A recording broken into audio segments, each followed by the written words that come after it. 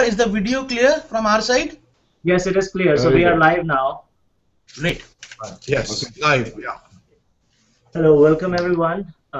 Myself, Ajay Jain, and with me is Prasadji Alamanchi from Chicago. We are extremely pleased to have you all here on Google Hangout with Dr. Swamy. He'll be talking to us about the Indian economy and what are the possible remedies that we can take to bring it back on track. To kick this off, my colleague Prasadji Alamanchi will quickly introduce the concept of critical thinkers. And after that, Dr. Swamy will be talking to us. And then towards the end, we will have the opportunity for the audience to engage with any questions they might have, including those who are with us inside the Hangout. So with that, Prasadji Alamanchi.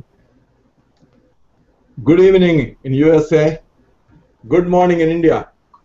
Rest of the world, whatever applies to you. Welcome to first Google Hangout with Dr. Subramanian Swamy.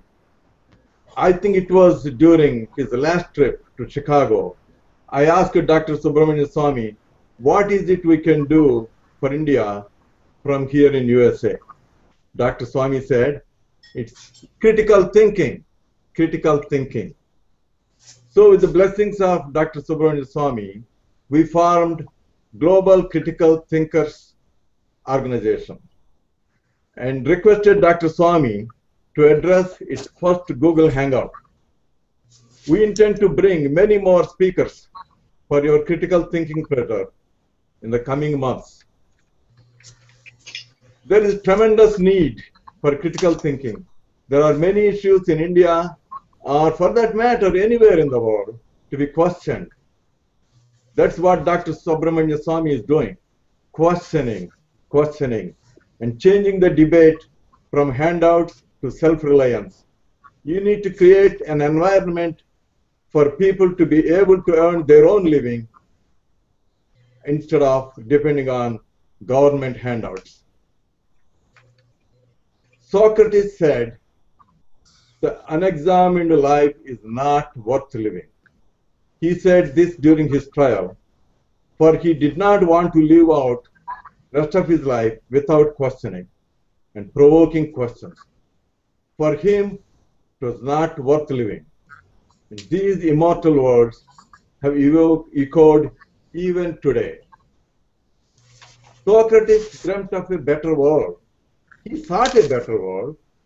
With his wisdom, that is probably the main reason he was persecuted so indefinitely. This shows one of the two things. People are scared to open up their minds, that others simply chose not to. Though everyone has the ability, most live in blissful ignorance. This is where the line skews. For those like myself who question the questions and question the answers to our questions, the line is gone and possibilities are endless. This is where Dr. Subramanian Swamy brings us with Socratic ideals. Dr. Swamy lives an examined life, as life is like open book. Where in today's world, leaders live unexamined lives about their travel, their health, and their assets. Voters have a right to know about their leaders, in whose hands the nation's destiny exists. Dr. Swamy reaches where others try and fail, or never dreamt of reaching there. Example, Ram Setu. Many before him tried and failed. Dr. Swamy single-handedly stopped the destruction of Ram Setu. 2G scam.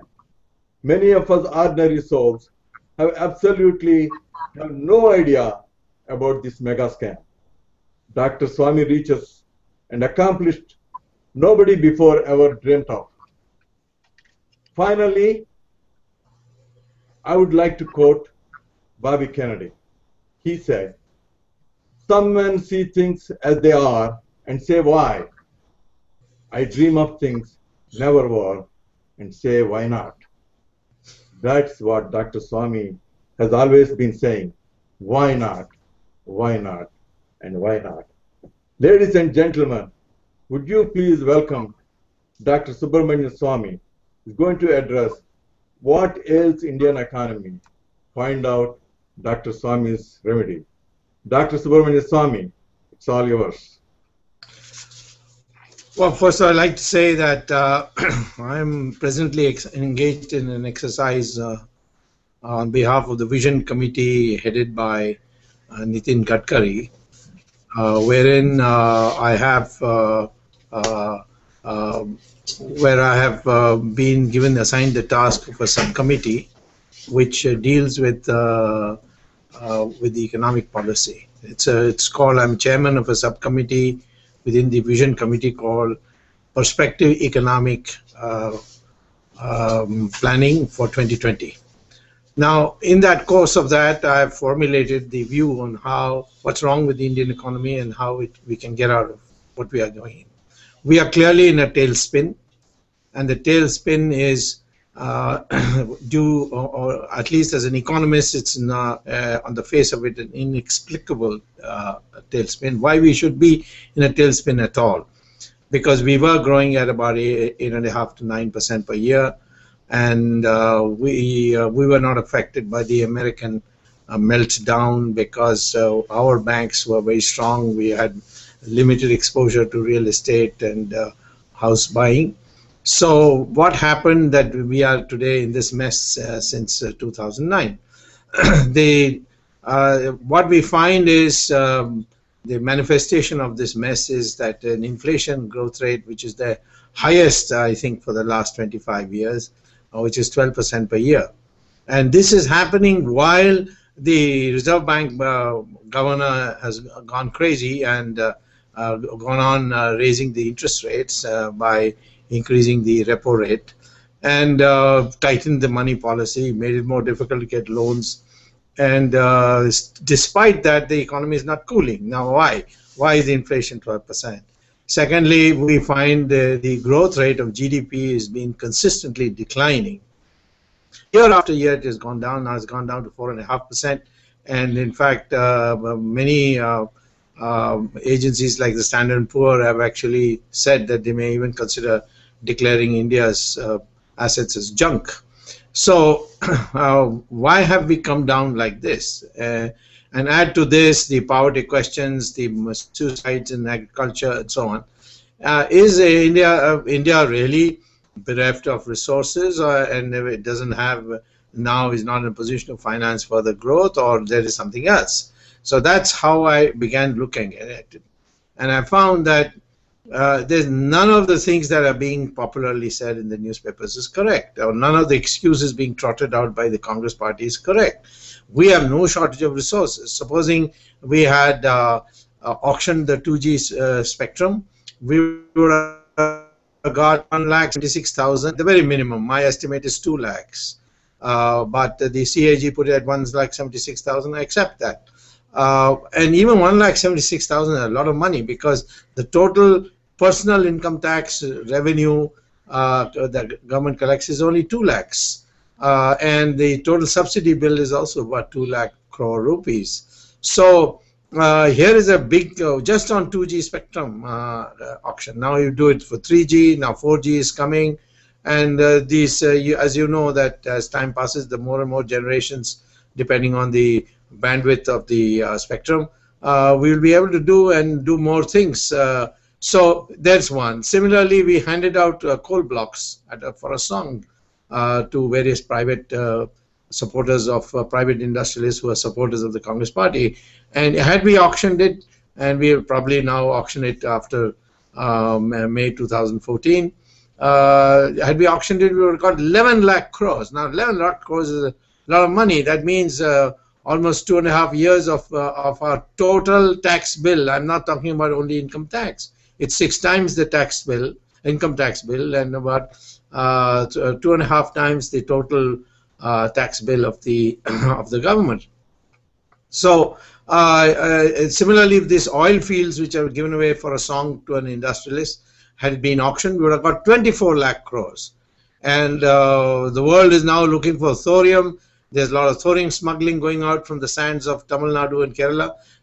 If we have 60% of the world's thorium, and thorium is the nuclear fuel of the future. If we auction the world needs for thorium by legal sand mining instead of illegal sand mining that's going on, we will get 44 lakh crores. I mean, there's just no shortage of money.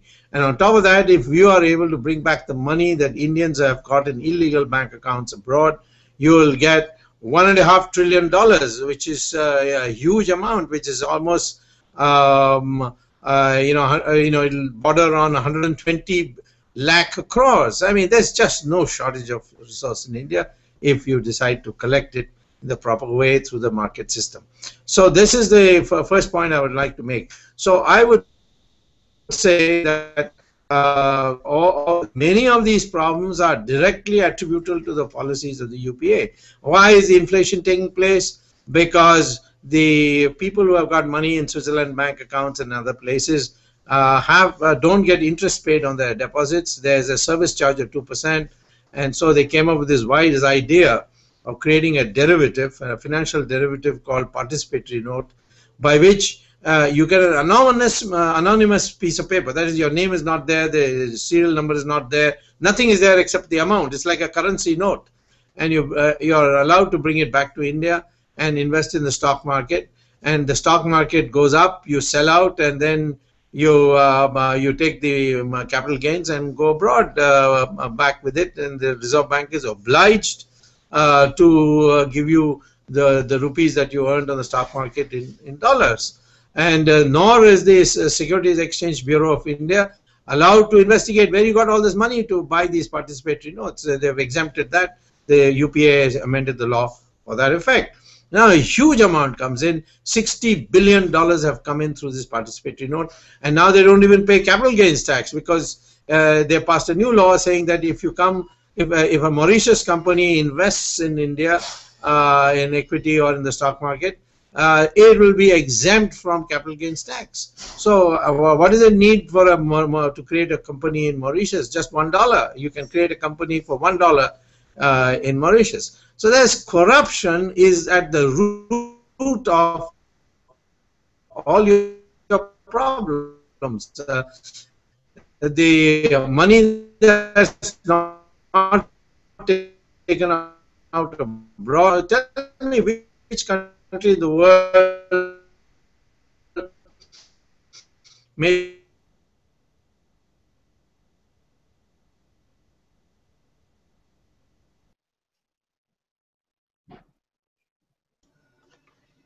We're having some technical difficulties. As soon as we get back on. Ajay, you can mention that if you have some technical. Dr. Swamy, if you can hear us, there is some technical problem on your end. We lost your audio. If you can try and get back in and resume from where we lost you.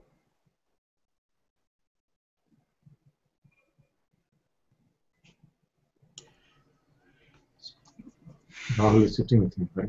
Okay, please, all of us, please. Let's wait for a minute. So let them. Now it's okay. Yes. Yeah. Yes. Yeah. Oh, okay. Better? It's breaking up once again. Yeah, now it should be okay. Yeah, well, yeah.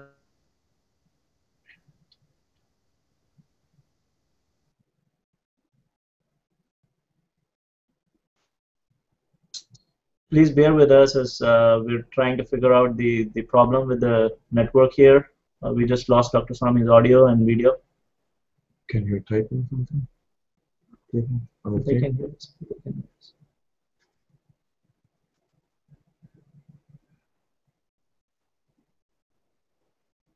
Can we scroll on the top?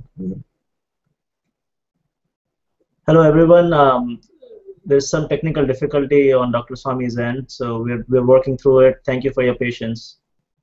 We should be back shortly.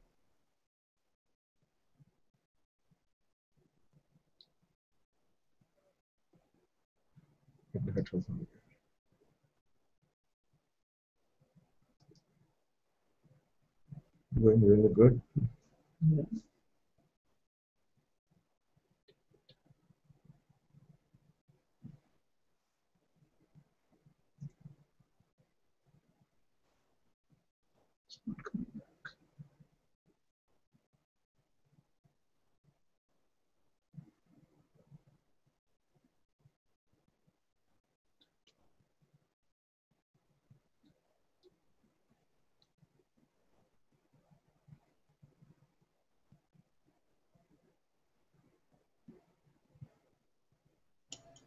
Ajay, you may want to invite them again. So they just dropped off.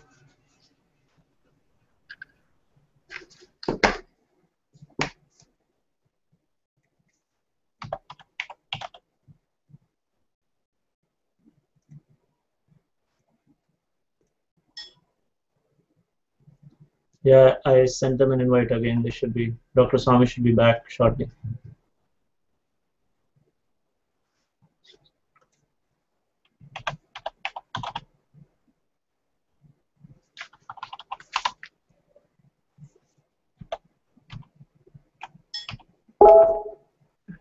Okay, Dr. Swamy just got back here.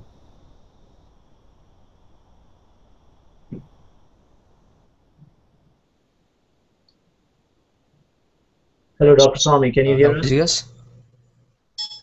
Yeah, I can hear you. Okay. Okay, so I've made out the case that, you know, hello, can you hear me? Yeah, we can hear. I made out a case. I don't want to take more time. I made out a case that the problems we are having today are all directly attributable to the corruption money that's flowing around the country and abroad and coming back abroad and wrecking our stock market, etc.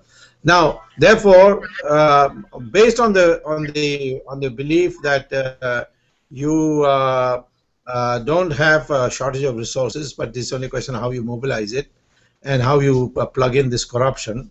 I have suggested in my document, which is going to the vision committee of the party, that we should look at the problem in 4 parts. First, what's our objective? 2, what's our priority? 3rd, what is our strategy? And 4, how do we mobilize resources? These 4 things are the parts of my document, which is going to the vision committee.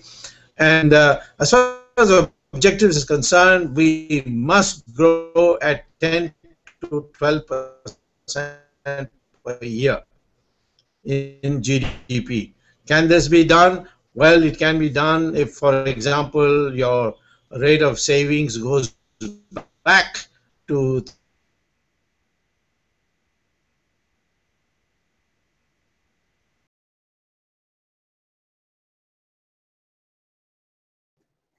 Dr. Swamy, we lost your audio again. If there's a bandwidth issue, maybe we can try and lower the, either mute the video and just go with the audio for now, or lower the bandwidth requirement on your side and try and get a lower quality video while we can get your audio in. Yeah, I think it'll be better if he just mutes his video on his end, and then the audio part will be better, because I think there's a bandwidth issue. Definitely. I mean, it just goes on and off. So yeah, he's back. Can you hear it? See him? Yeah, we can hear you now. Okay. Yeah. Right. Microphone. It's on mute. Go ahead. Just, Can you hear us now? Yes, we can hear you right now. If this happens again, let's mute the video and go with the audio. Yeah, mute the video. Right.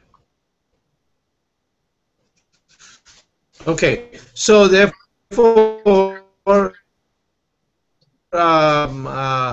as far as the objective is concerned, we must grow at that rate. If the capital you get of investment at 36%, then the growth rate is measured by a thumb rule of 36, the rate of investment divided by the capital output ratio, which means 36 by 3, which is 12. So you can grow at 12% per year. Can we get a 36% growth rate, the rate of investment? Of course we can. And that's why I've suggested that the income tax and the corporate direct taxes should both be abolished. And people were shocked when I first suggested it, but when I showed the arithmetic, that the total loss of revenue for the government would be 2 lakh crores, and that 2 lakh crores can easily be made up by auctioning of natural resources, more than made up by auctioning of natural resources. Not only that, in America there's something called Laffer curve. Supposing I abolish income tax and direct corporate tax, people are not going to go and throw the money away.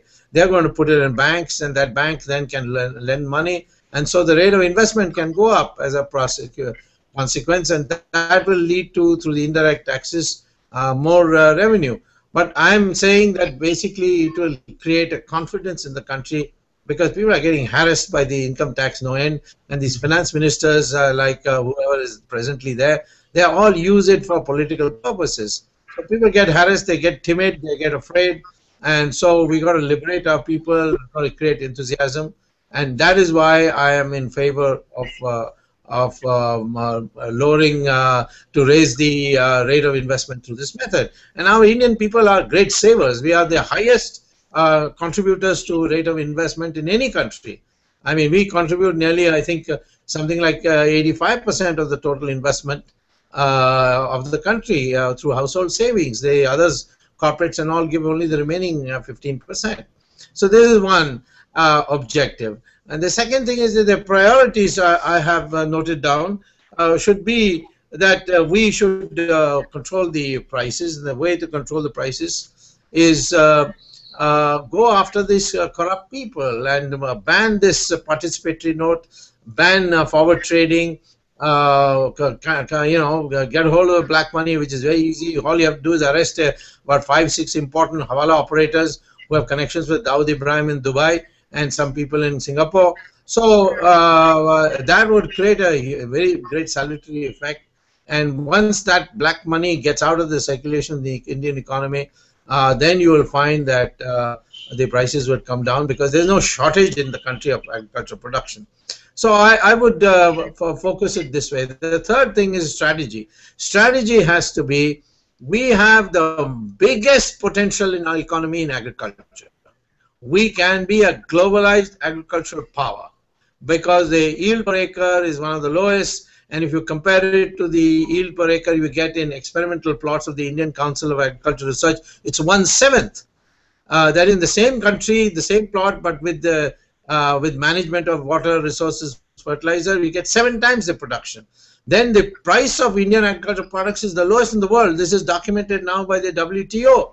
And that means that you can export, provided we have small airfields in every district, we have cold storages, we are our ports are efficient, our air freight system is efficient, our packaging system is in place. All these things are required supporting activities, which are not rocket science, and that they can be achieved. And if you do that, you can export your rice. Rice is costing 7 times as much in Japan and South Africa as it costs in India. And our basmati rice, if you ban it, it gets smuggled out. It's so popular that even the Americans thought of getting out a patent on basmati rice on the sly, and we stopped them, of course, the WTO. So agriculture. Now take milk. We have 150 million cows, but the yield is only 200 liters per year. The average Israeli cow, which is well fed on vitamins and other things, gives you 11,000 liters. Now just imagine 150 million cows giving you 11,000 liters on the average. You would flood the world with milk, and you probably can have a bath in milk. That much milk you will produce. So then the potential of agriculture is enormous, but the problem is the price in the country. It's so low that the farmers cannot meet their cost of production, and the people are politically, in a democratic society, you can't afford to raise the prices. So the farmers are increasingly finding that they're making losses. So the only way for the farmer to earn a good price is to be able to export, and for that, of course, you have to use your savvy, your connections, your network, to see that the WTO eases these restrictions that the European countries and Americans are placed on agricultural imports. So this is one strategy. Second thing is, we need now a lot of innovations, and we've got of the large countries, the largest pool of young people, 70% of our population below the age of 35. Now, if we can get these young people trained to have a new attitude, not look for jobs, steady jobs, but be innovative, take risks, be not risk averse, but ready to take calculated risks, and educate them. And now you see with all your United States, Harvard, MIT, etc., having this EDX syllabus where you can literally attend class in America without having to go to America. I think, you know, if this kind of supplements our educational system, we can produce very bright people. We do produce very bright people. Our software, we are leaders in the world in the SCI, CMM, grading 1 to 5. We have the largest number of companies, more than the United States, and certainly much more than China. I mean, China is no match for us. China is no match for us in Japan in the getting of the Deming Prize for automobile ancillary quality. We have top class quality. Every year we get the first prize. So I mean, and you Indians in America, you have the highest per capita income of any community. Now, if you can do it in America, certainly you can do it in India. So this demographic dividend, as it's called, we've got to put them, so the educational system must get 6% of the GDP as investment instead of the present 2%. This is another thing that needs to be done. And there are projects which need to touch the people right away. Instead of saying it'll come down, it'll happen. That's the mistake of many reformers like Narasimha.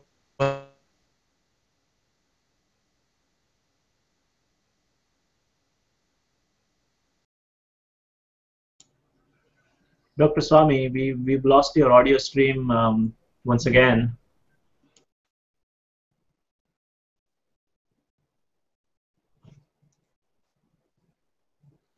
We're having some bandwidth issues. We'll get them sorted out shortly. Dr. Swamy, if you can hear us, let's see if we can mute the video or lower the bandwidth on your side and resume this. Thank you.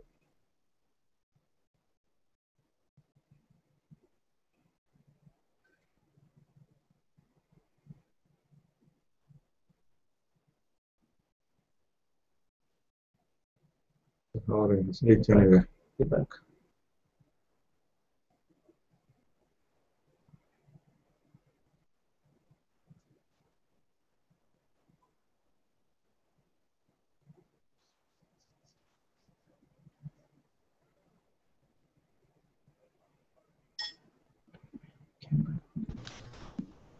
You want to sit down here and read all those? Yes. And Yeah, now can you hear me?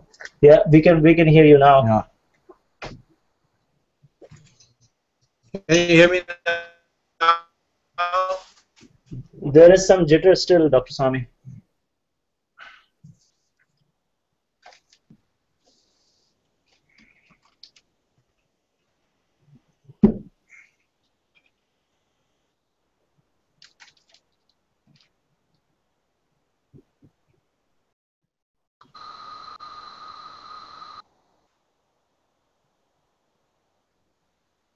All right.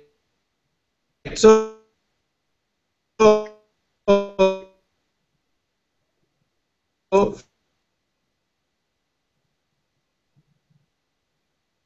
We still can't hear you.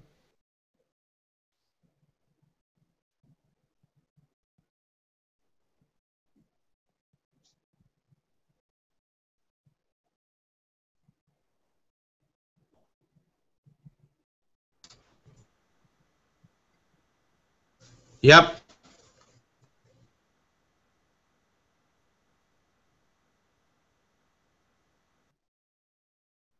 Hello everyone. We apologize for the bandwidth. We're working on it. Thank you very much for your patience. Dr. Swamy, if you can hear us, your audio stream is broken right now.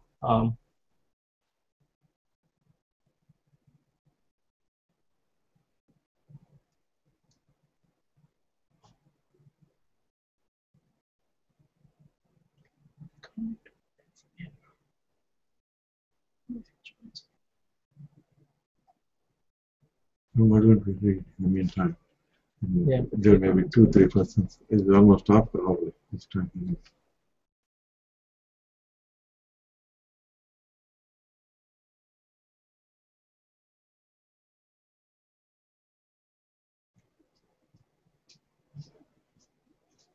Hello, Dr. Swamy. Can you hear us? Yes, I can hear you. Okay, yes, Okay. we can hear you now. We can hear you now. Okay. All right. So I'd say that, There is still audio problem. Rahul, can you start the video Dr. Swamy, if you could just one ask more Rahul to mute. strategy I'll mention.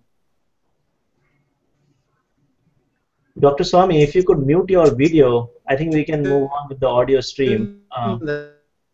Looks like there is some bandwidth restriction on the Is You call Rahul.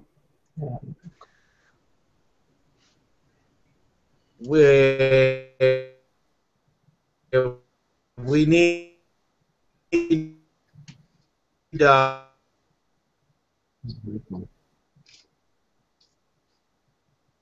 There's still an audio issue there.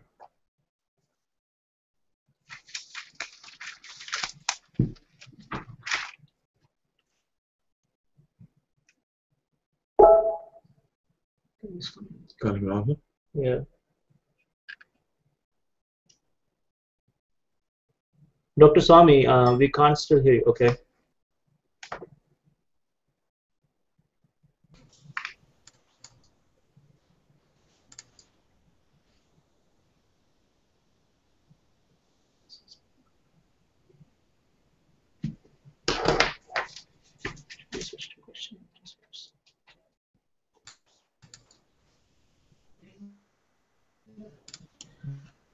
Sorry, folks. We'll try to get Dr. Swamy back as soon as possible. Will you call him? Rahul is called. Did you call Rahul?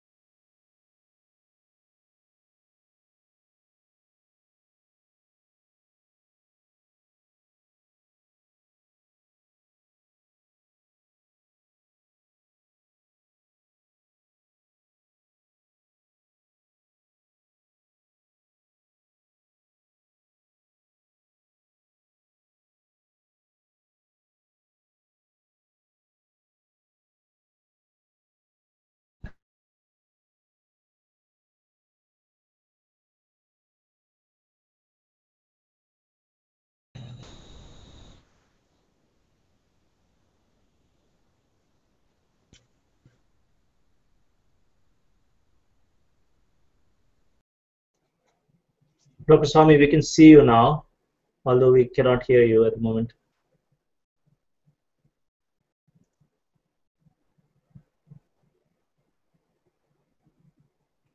Good. Not answering. You must be busy fixing it.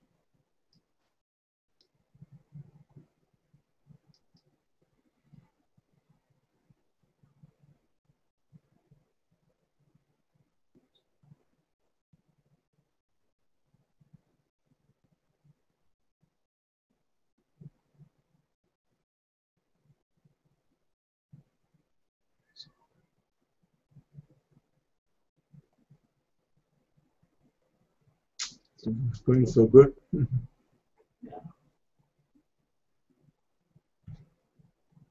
Is not answering. Yeah.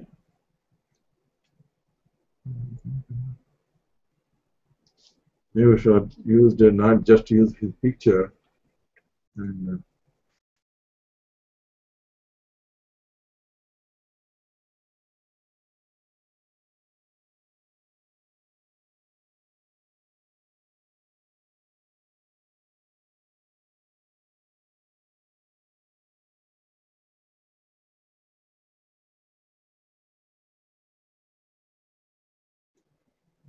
Hello, everyone. We're extremely sorry for this technical difficulty. We're working on sorting this out. There is some network problem here on Dr. Swamy's end. We'll get back very shortly, and we have a lot of questions posted by audience, and we're going to do our best to get to all of them. Thank you for your patience once again.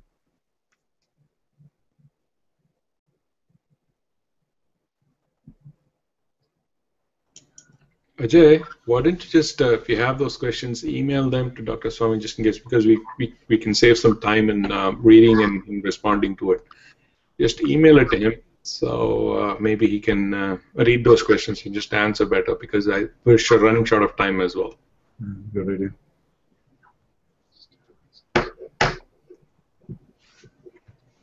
Yeah, sure. How do you email them? Do you want to put another screen? No?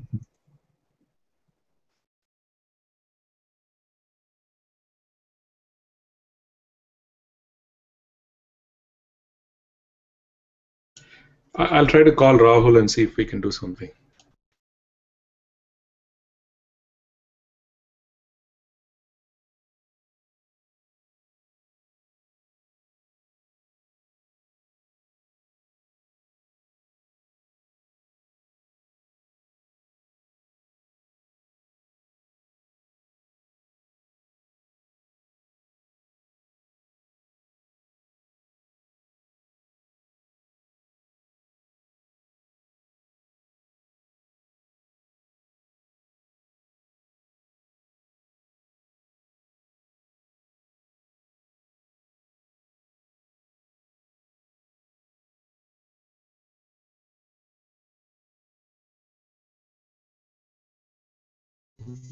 No, nothing like that.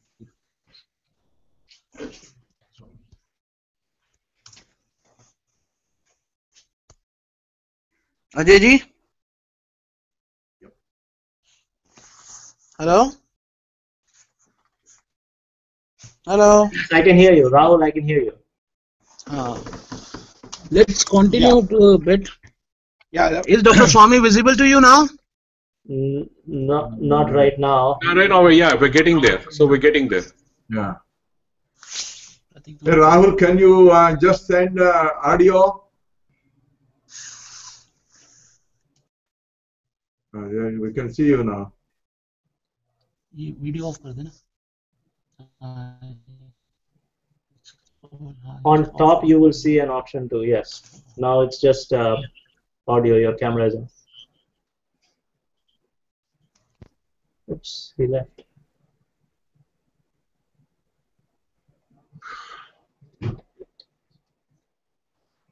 What is he trying to say, Rahul?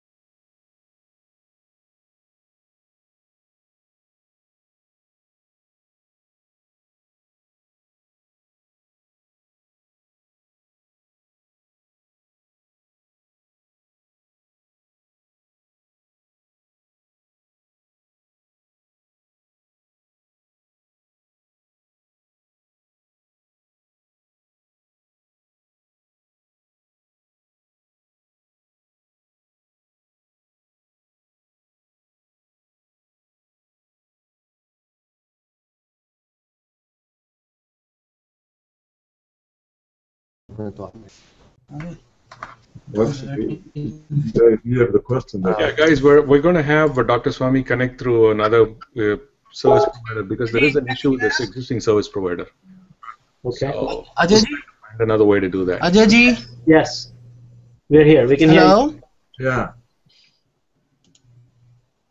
We can hear you, Rahul. Go ahead, Rahul. We are trying to have one more connection along with this.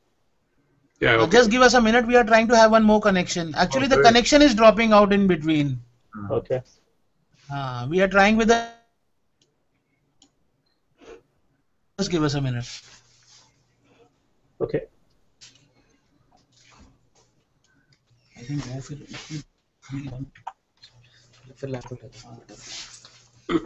working. It's working. Just plug it. Yeah. And we can This one, it's got full connection. So no problem. Okay.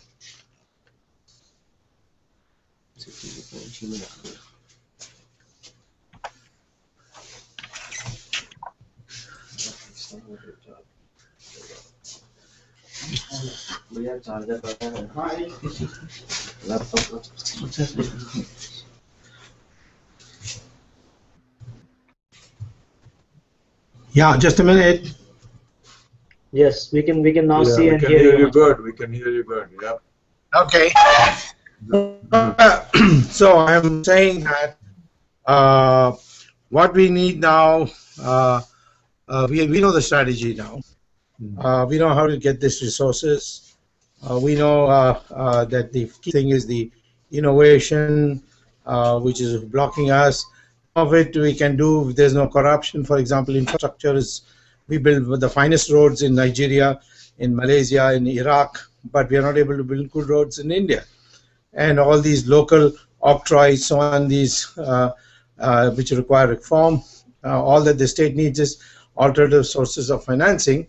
So if that happens, we will not only boost our economy, but we will also undermine China, because China's whole economic model is based on importing semi-processed goods from East Asia and adding value, like, take the Lenovo. All they do is get it from Taiwan, and then they put the keyboard and the glass frame and the camera, and then they put made in China. So most of China's exports are not produced in China.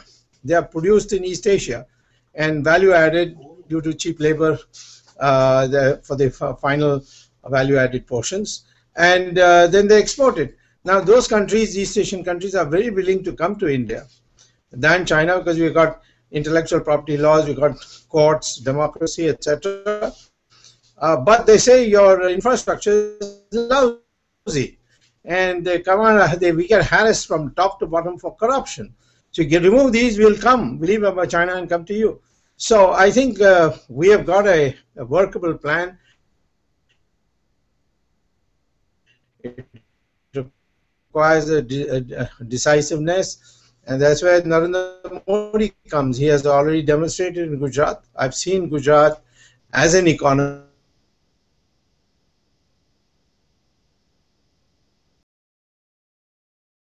become a world power.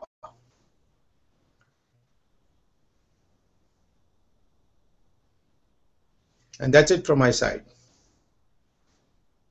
Oops. Great. Okay, thank you, Dr. Swamy. I'm going to get right into audience questions. If anybody, yes. Now you can ask. I'm not able to hear you, Rahul. Now you can ask.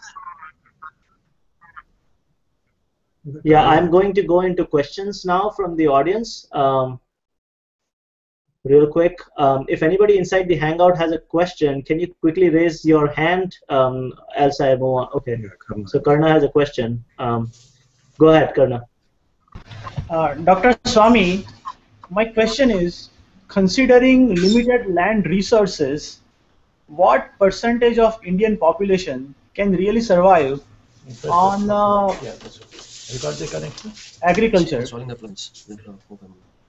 So the question Okay, was, we are using an alternative. I think Can I continue the question, Ajay, or? yeah, go ahead, Karna.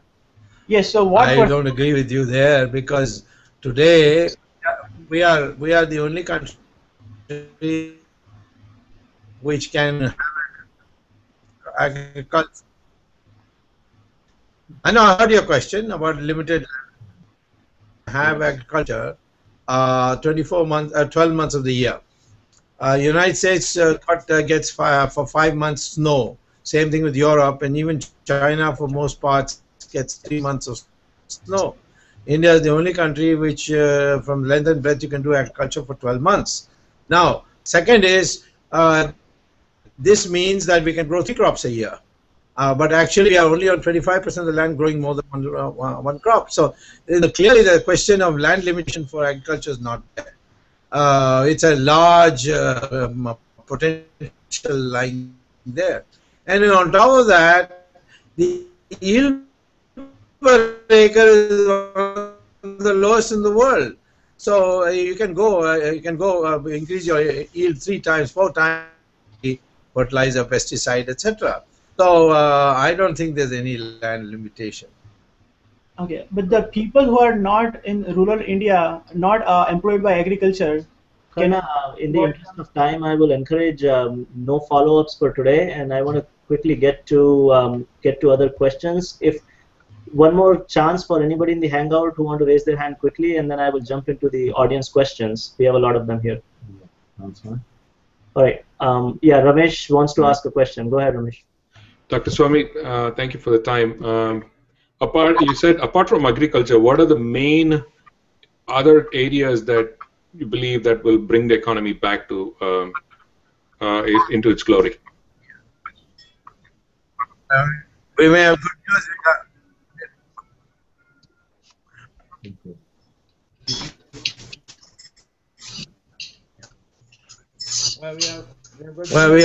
We have good news.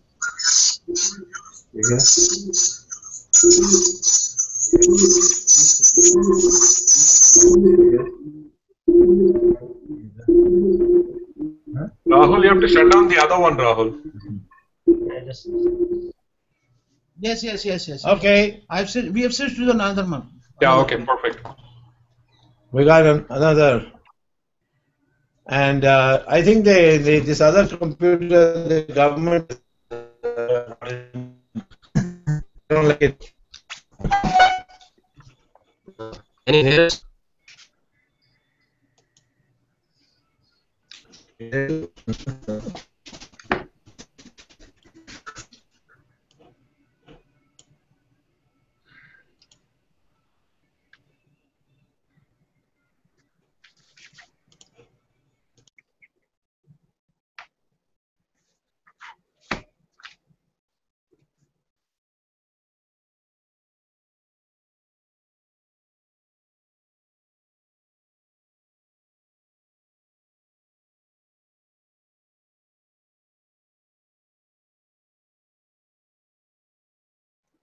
Ramesh, meanwhile, why don't you repeat your question while we get Dr. Swamy back for the audience sake?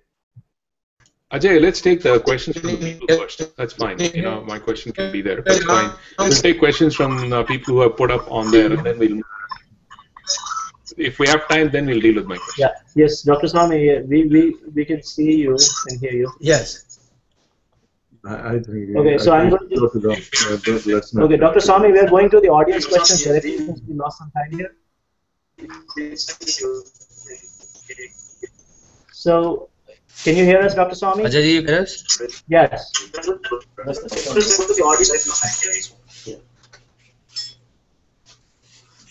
Connection was lost.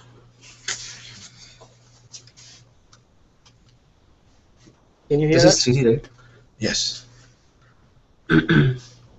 Ajay, just give a couple of minutes, okay? I think they're trying to get up another machine up and running, so just give it as a couple of give them a couple of minutes, and we should be okay.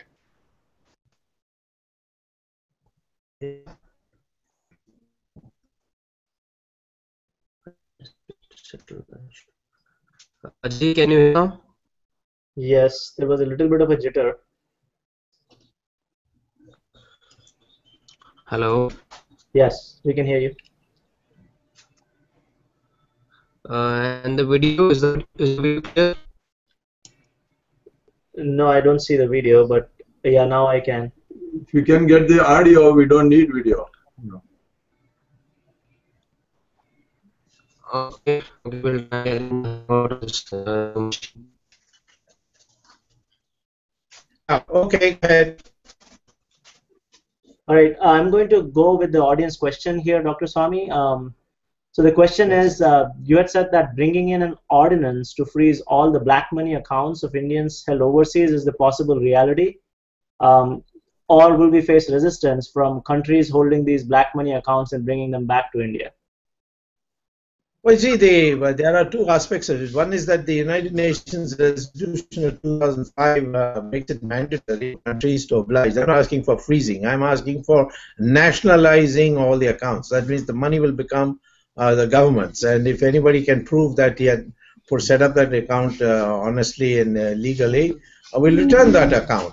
So that's what I would suggest. And the second thing is, now many of these countries have banks of their banks in our country. For instance, the Swiss people have got a number of banks in India, the Union Bank of Switzerland, the Credit Suisse, and so on.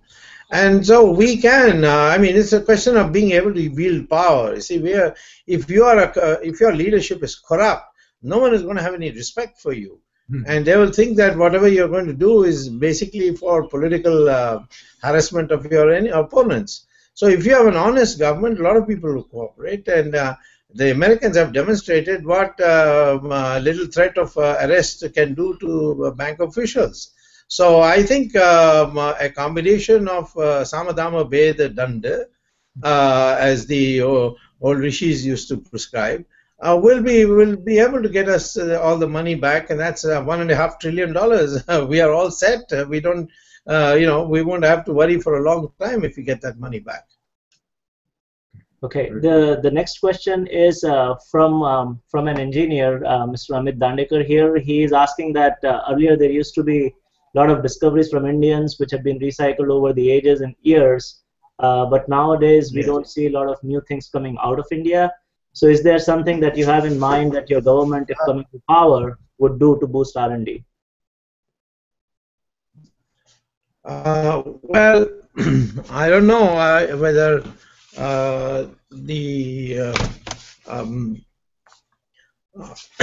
the question is that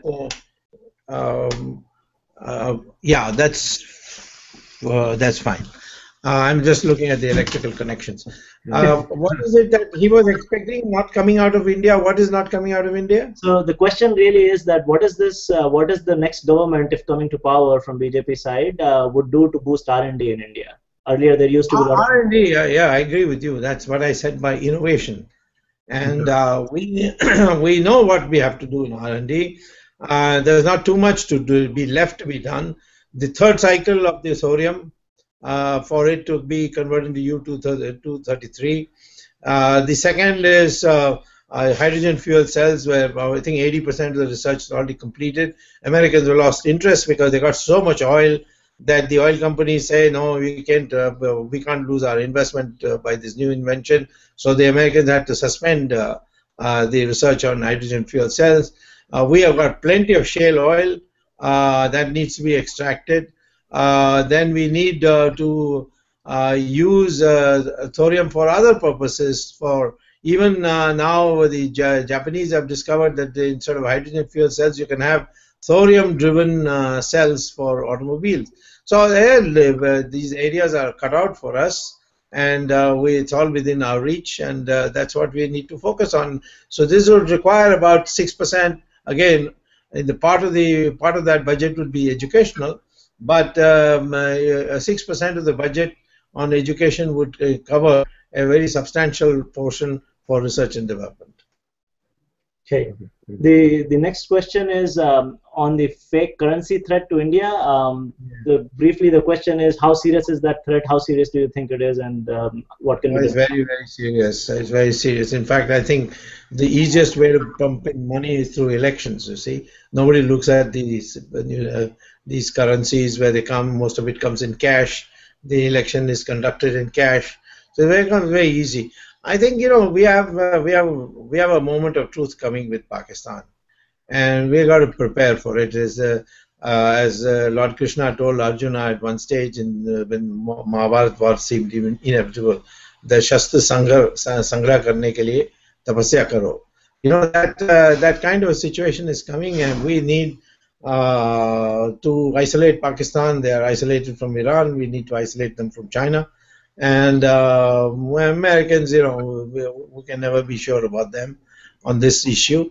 But I think if we can isolate Pakistan from Iran and China, I think we can deal with this problem of Pakistan's gross interference into the internal affairs of India in so many ways, and of course they threaten the border. Now, in the long run, we are going to face this problem anyway, because the Taliban is gaining every day in Pakistan, they're gaining in Afghanistan, and if that happens, Taliban has already declared India to be an incomplete chapter of Islamic history. So they themselves will go to war. I mean, you don't have to go to war. The war will be imposed on you. I'm only asking that we be prepared for it. Okay. Sir, thank you very much. The next question is about the budgets for the courts. It is being asked that should the Supreme Court decide the budget for the courts in India to get them more autonomy? I think it's shocking, the load on our judges. It's unbelievable.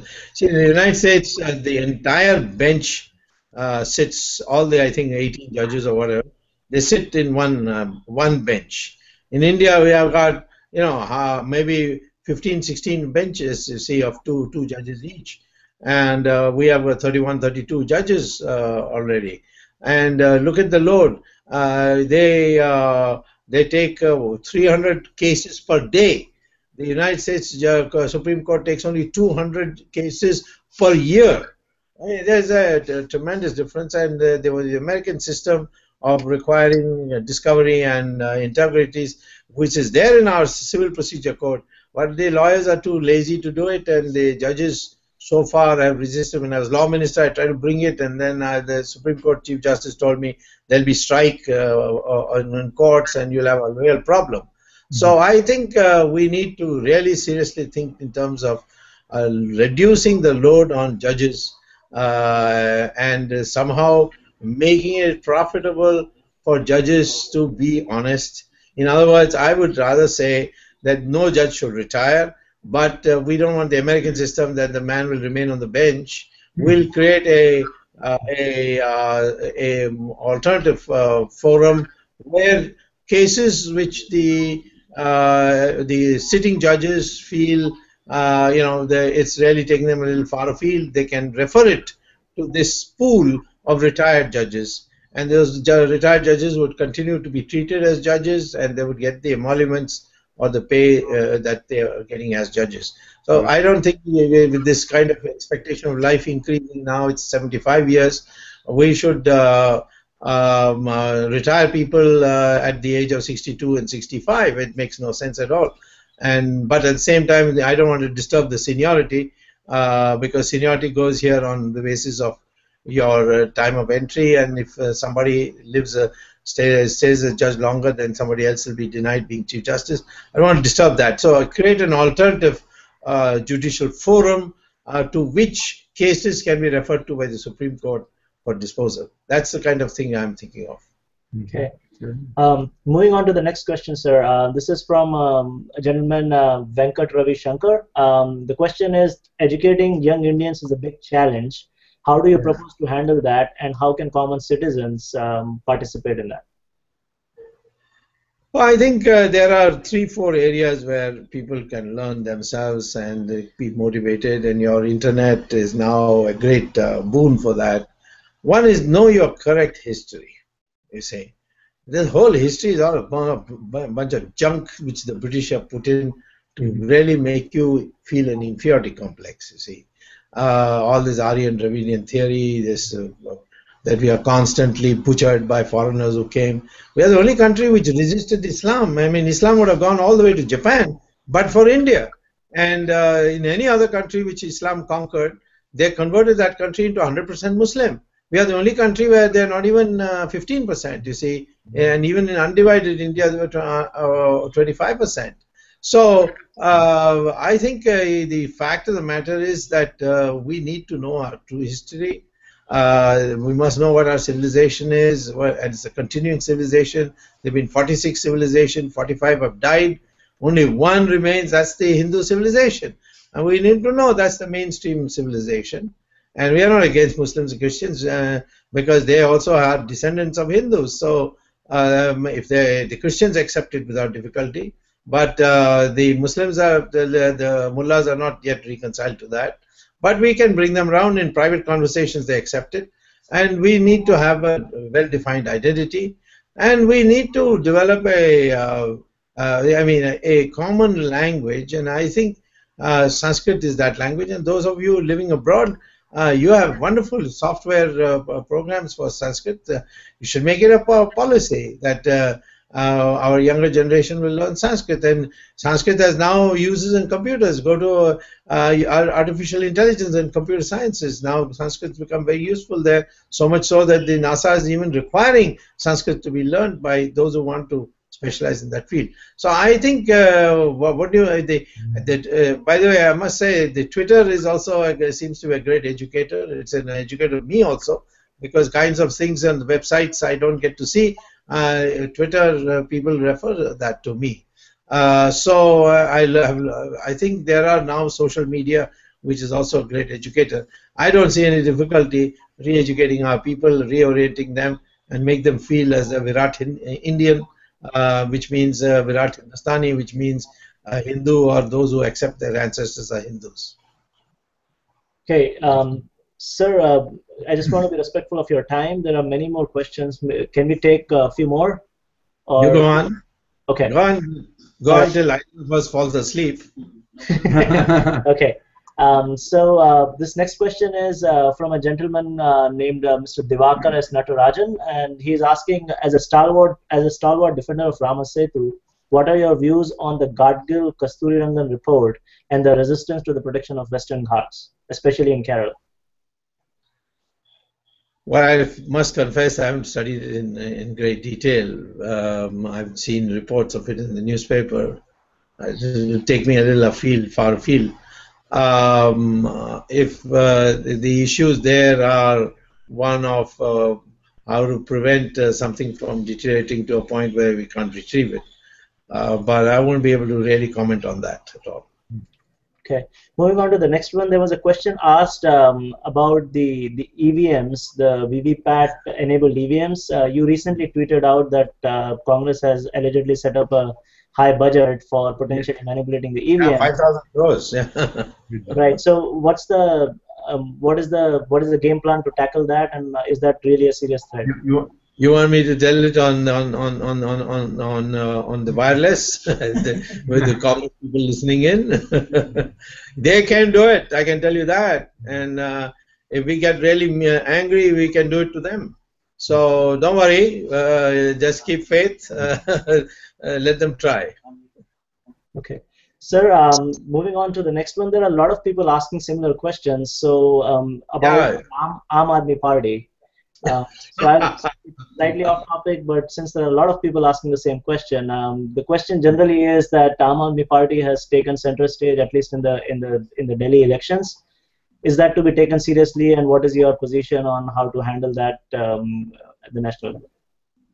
Well, see, the Aam Party created a euphoria amongst these some middle class and some of these people in the slum areas, by promising things that they are not able to deliver. They were very emphatic that the Congress is corrupt. The whole country knows that Congress is corrupt. The whole country is turned against Congress because of corruption, and now they are ready to form a government with them after promising that they will not form a government with anybody. They'll sit in the opposition. The main problem that the Aam Party is now facing is that all the MLAs are ready to desert.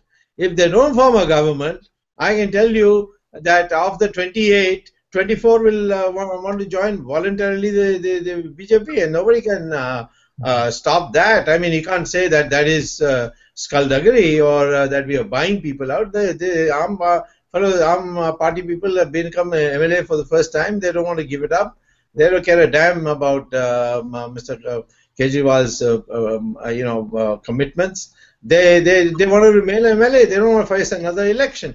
The Aam Party is doomed because they are going to form a government. They are doomed. If they don't form a government, they are doomed. I think you don't worry about them. There will be like Ram Rajya Parishad coming and going within one election. Okay. moving on to the next one, sir, I'm waiting for your signal to say when we are over time, because I understand we're... Yeah, I will tell you. I'll tell you. I got an Australian program. I'll tell you when that gets close. Okay. So this gentleman is Mr. Ribus Narayana. The question is, Narendra Modi in one of his speeches, I haven't heard the speech, so I'll take it at face value, said that railway coaches manufacturing should be privatized. Do you think that this is a good idea? What are your views on privatization of railways?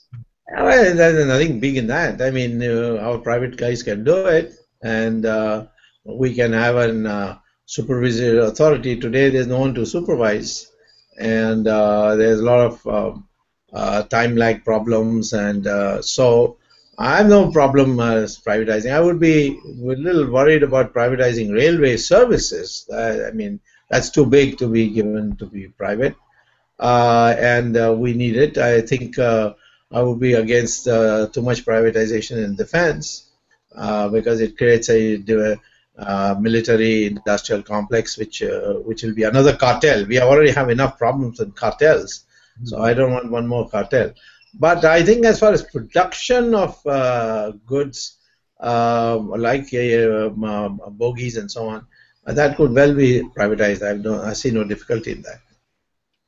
Okay, thank you. So the next question is about, we have a lot of people and experts who are working in various fields abroad. Are you thinking of any lateral entry provisions into the IIS, etc., so that we can get experts from outside? Of course. I mean, the world benefits from our brains. Why we shouldn't benefit from our own brains, you see?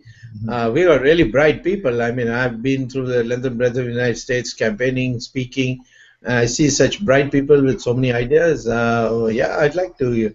I told you the thing that I would like the Indians abroad to do is this hydrogen fuel cells or thorium-driven fuel cells, the alternative power systems that we need for efficiency and to ensure that we give power without interruption. I think mostly in the transmission. We need a lot of research on the transmission system that we have, which is a very poor system. There's so much leakages going on. Like that, I think we need to pick brains. I mean, we have to train intellectuals, not people like Amartya Sen, who are communists, who are already discredited because they foisted 40 years of the Soviet model and kept us down at 3.5% per year GDP growth. So we need these young professionals that you see all over America, Europe. We need to pick their brains, no question about it, and we'll certainly probably convert the Ministry of Non-Resident Indian Affairs into a genuine intellectual pool affairs ministry. Okay, so there was a question about the fact that you always said that we could abolish corporate taxes, etc., and raise money through auctions. What happens when all the resources run out? That's impossible. The amount of resources we got is enormous. Thorium, 60% of the world's thorium will never run out of that. Oil fields have hardly been explored, you see. The international cartels has kept us in the dark. And suddenly we discovered it in Krishna Godavari and he gave it away. Shale oil, unlimited resources on the coast sides of coastal areas of India. So no. This is the Malthus weakness that we have had. They will run out of land, and then they will therefore won't be able to produce food due to law of diminishing returns. Malthus didn't know what is innovation. Now we know that you can grow at 12%, 13% without difficulty. In those days, you couldn't grow more than 2%, 3% per year. Okay. There is a question from a gentleman named Rupam. The question is, can electricity generation in villages be made structured through cooperative society like Amul doing biomass-based electricity generation? No, it'll be difficult because we need a national grid now, and we need that grid to be quality controlled. And I don't know about this. See, when you have best power, you must be able to make sure that you can supervise too. And when you start decentralizing this way, it will be very difficult to monitor and supervise. I prefer a national system, a national grid, and highly computerized system by which we keep very strict supervision over the generation and distribution of electricity. Okay. Ramesh has a question. Yeah. Dr. Swamy, both the finance minister and Raghuram Rajan have tried their best to make this economy turn around, but it's not trying to. It's not even doing even. It's not even giving an inch for the turning around. So, what is wrong with them? Seriously, I mean, why? I mean, they've tried everything under the sun, but nothing's working for them. So, what do you recommend? I'm not sure they've tried everything and it's done. I think in the case of Mr. Chidambaram, he has only one-point program: how to make money and provide sufficient funds to Ms. Sonia Gandhi. I don't think he has tried anything at all. I mean, he gets all these crazy ideas. Suddenly, he'll put a service tax, he'll harass the hell out of everybody, and then you'll suddenly talk about direct tax code, this, that, all kinds of things. I don't think he's a bureaucrat. You see, he was never educated in economics, so he doesn't know a thing about economics. As far as Raghuram Rajan is concerned, he's a first-class professor. He may be suitable for World Bank. He's totally unsuitable for India. I mean, he said that I am intent on controlling inflation and therefore I'm raising interest rates. What happened? What he was teaching in class doesn't seem to operate in India because he doesn't see all the other variables. I think he's totally unsuited for India, and I think it's time he went back to teach at Chicago, or if the Americans want to make him head of the World Bank, they can make him. But I don't think he belongs in the Reserve Bank of India. The quicker he leaves, the better. Okay, there is another question here from a gentleman named Ram Odedera. The question is, what is the effect of FIIs on the Indian economy? Our stock market has been reflecting the movement of FII and the volatility instead of reflecting the healthiness of Indian economy organization. Yeah, the FII consists of two parts, the FDI and the other is the hot money. This hot money is all participatory notes, and they are round tripping of money that goes out of India and comes back to India. And I would, for at least for some time, block all hot money flows into India. It's already now more than FDI. It was not like that 10 years ago when the UPA came to power, but now it's become the dominant part of the FII, and we certainly would, and I certainly would like to close down this route of Mauritius. But I was shocked to find in the 2G spectrum scam that every one of the scam companies had an office in Mauritius and were routing money through that, and I found that it was in the same street, in the same building, in fact in the same room, and that room was under lock and key with no furniture in it. So you can see that there's a kind of sham that goes on, and therefore I think it's time to say FDI, and FDI with level playing field. I'm not in favor of Walmart coming to India because it's not level playing field. They will come with capital with 2% interest rate and dip into our cheap labor resources. And our traders have to compete with them with paying 12% to 18% interest rate. I mean, there is a level playing field that unless the Americans open up to Indian companies to come and build roads and houses and take our labor from here to do the construction work, we are not going to agree to things like Walmart. Great. Sir, I would say last two questions. Yeah. So there is a question coming here regarding tourism. We've heard Narendra Modi talk about tourism in various speeches. This is a gentleman named Mr. Madan Gopal Sharma. His question is, what are your thoughts on tourism sector and its potential for the Indian economy? Well, there are a lot of places to see in India, and there are a lot of curiosity about India. We need, first of all, to see that tourists are protected, because the word has got around that they are not protected. And, you know, our guys, semi-literates who come from the rural areas, and these rich guys' children, they see Western women in the kind of clothes that they are used to in their own country, and they go berserk, and we get a bad name in the process. I think first and foremost we need a legal infrastructure, a law enforcement infrastructure for tourism, and second is I think we should be very careful with these foreigners. Many of them I found, at least in Sri Lanka, they've had a big problem on pedophiles turning up, and an industry sprouting upon that. We need to regulate tourist traffic. I welcome them, but I would regulate them. Great. So this is, I would call it the last question from my side, and then yeah, Amitabh is raising hand, so we'll come to you, Amitabh, before we close. So the question is, in 2009, you wrote an article in the Hindu saying that an Indo-China war isn't probable.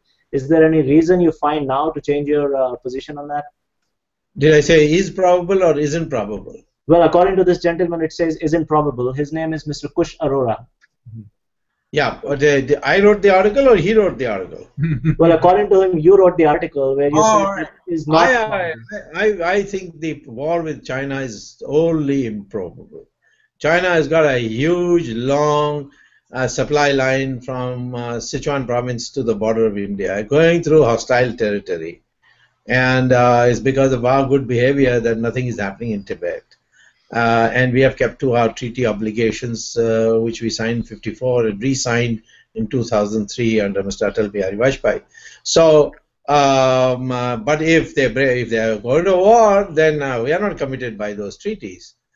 So that's one. Second is China does have today an advantage in the sea part because they have built this string of pearls, as they call. But we can rectify that. We are sitting in Car Nicobar and we make a deal with the Indonesian who don't like the Chinese very much, and police Malacca Strait. That's the end of Chinese foreign trade. 90% of Chinese foreign trade passes through Malacca Strait.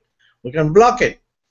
So those are some of the things we need to add, and I'm glad that at least one thing that Manmohan Singh did, my old friend whom the whole world is, whole country is now abusing, but he did move Sukhoi, 2 squadrons of Sukhoi to Tezpur, which can strike any supply line of the Chinese from to our border. So we are quite secure. I don't think the Chinese want a war with us. Even in 1962, although we abjectly collapsed at that time thanks to Jawaharlal Nehru's wooziness, but they also saw the uprising, the upsurge of nationalism in the country, where people were handing out their bangles, jewelry, things which we thought they are so dearly attached they would give up their life, but not that. But they were handing it for the defense fund. And I think now also on your Devyani issue, I mean, the country is on fire.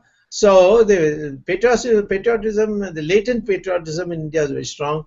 I don't think the Chinese want to disturb that. And, I think we have to find ways by which the Chinese feel secure that we are not going to be tools of the Americans. We are not going to be another Japan or Australia. And I think we'll have very good friendship with China. Great. Amitabh ji, you had a question. Please go ahead. And I would call that the last question for the day. Go ahead, Amitabh. Amitabh, you're on mute. Oh, namaskar, sir. We have 2 questions, actually. 1 comment, 2 questions. Mr. Viswabandhu, who is also in this hangout with us, he has a question about, and that's, I think, is a very legitimate question. Why is still India stuck with the Visa and MasterCard to process credit card transactions in India, and the 2 to 3% of fee going back to these companies overseas? Why don't India have their own credit card processing where the funds stay in India? And the second and the last line I have is, what do you think is the biggest obstacle on the economic growth in India?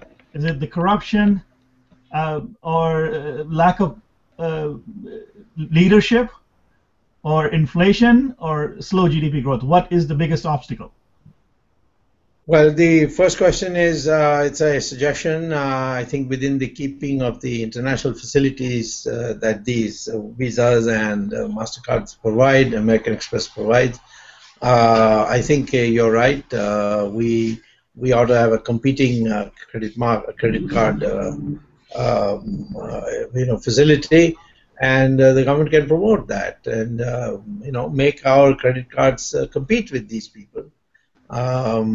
But there's no question of banning it. I think we need their international network till we develop our own international network.